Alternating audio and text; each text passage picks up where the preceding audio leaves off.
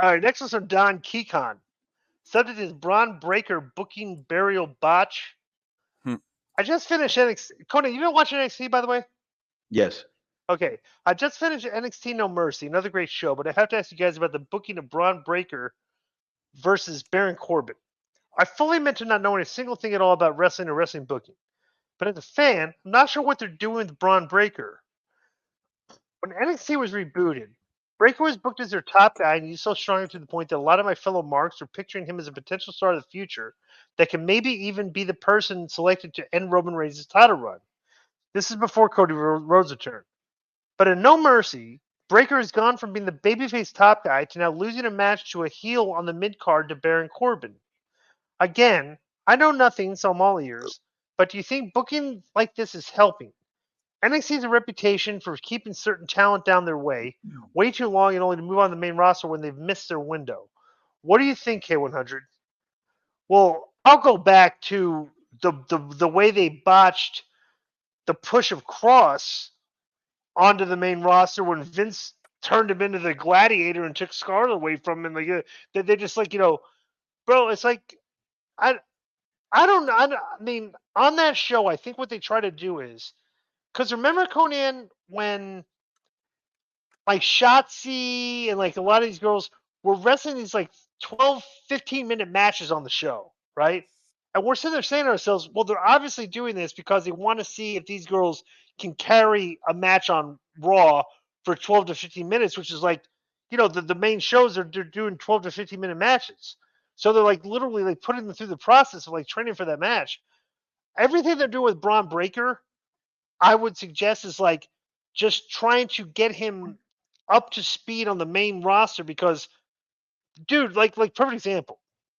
If you would have thought, if you'd have been watching NXT and these characters right here, Austin Theory, Damian Priest, and Kevin Cross, right? Who would you have thought when they went up to the main roster in order would have been the guys that they were pushing? You would have thought Cross, Priest, Theory. But it's like literally the opposite. It's like Priest is like the top guy, Theory's the second guy, and Cross is like kind of like an afterthought right now, right? Bro, all they do down there, like anything they're doing in NXT, you can have no clue what they're going to do with these people on the main roster. Other than they're just training them to wrestle in spots and do promos and have matches against heels and like they're putting them in positions to wrestle on the on the main roster because, bro, it's still a developmental company. The NXT is. It's a developmental brand. They're developing the talent. And for the not main only roster. that, I'm gonna piggyback off of that. I gotta believe that they're putting against Baron Corbin because Corbin's a good worker. Right. And they're like, okay, if he can have good matches with Corbin, he's ready. But let's wait till we're ready to bring him in because I really think Bron Breakker. I hope Baron Corbin gets another chance because he will have to go back to the main roster. That was her name, Candy Stratton, or what is it? Tiffany Stratton. Tiffany Stratton. Tiffany Stratton. Probably what's her name? Raquel Perez. Is that her name? What's yeah. the little Mexican girl's name? What's her name? Or is it Rodriguez? Raquel Rodriguez? I don't know. No, the one in NXT, dude. Raquel Rodriguez. I don't know. You watch the it. main I roster. know. Yeah, bro, but I just don't remember her name right now. And she was actually trained by Daga, who works in AAA.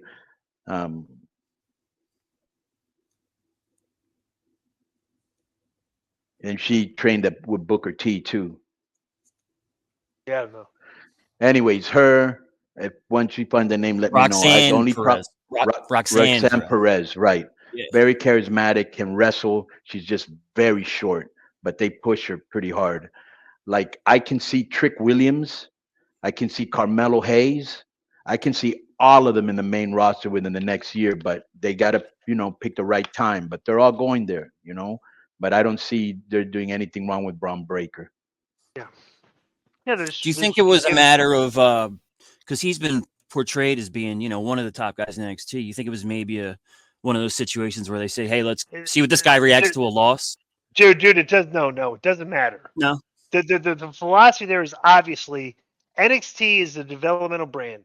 Just put these guys in positions and everything, but like what we're not going to do is marry them into the main roster. Well, they're actually kind of doing it now, where like they're showing I love the way when they Endeavor bought them, right? And I wonder if somebody from Endeavor said like, hey, why don't we have like some of these like other fighters in the crowd during the show? Like, remember they were like showing like Trick Williams in the crowd on Raw. Like when we have a UFC pay-per-view, they show other fighters in the crowd like watching the event. So like I'm wondering if that's like a thing they took from UFC. They're just trying to introduce these people to the audience by sticking them in the crowd. Like, hey, here's Tiffany Stratton, and you look at her, it's like, wow, that girl's like attractive. It's like, okay, well, she's an NXT champion. It's like, oh, let me watch NXT. But it's like, okay, now she's up on the show. Now she's challenging Becky Lynch. So it's like, okay, that's bro.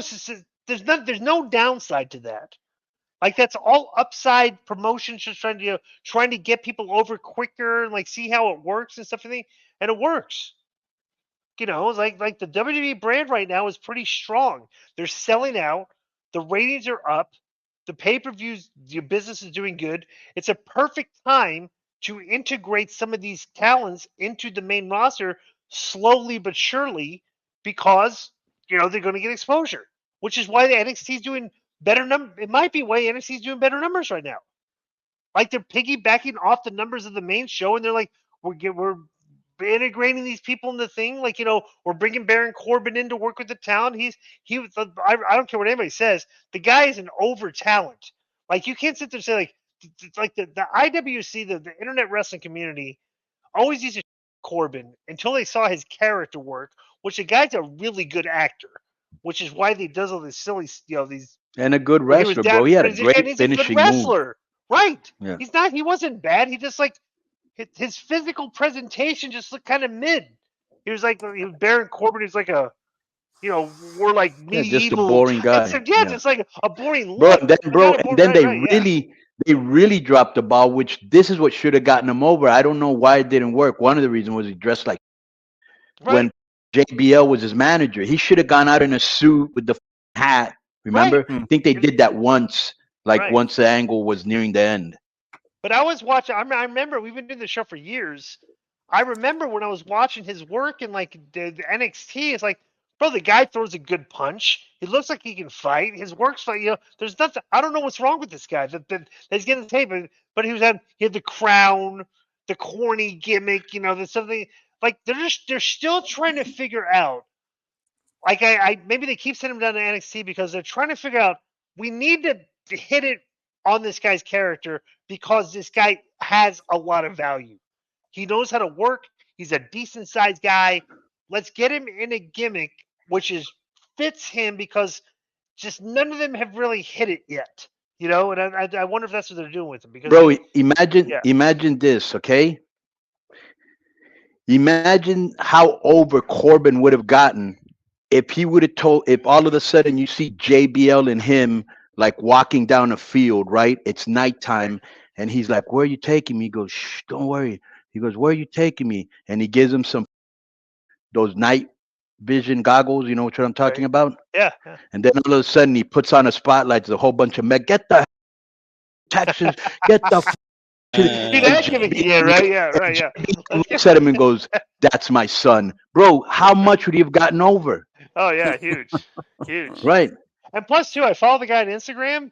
Me and him would get along huge because he drinks bourbon and he cooks. He's cooked steak. Great steaks. Yes, I've seen that. So like, so me and him would be good. He was a Golden Glove boxer. He probably follows boxing, which we like. And he's a huge football fan too. He's a Kansas City Chiefs fan. So like really? Me and him would totally get along 100%. Like So right.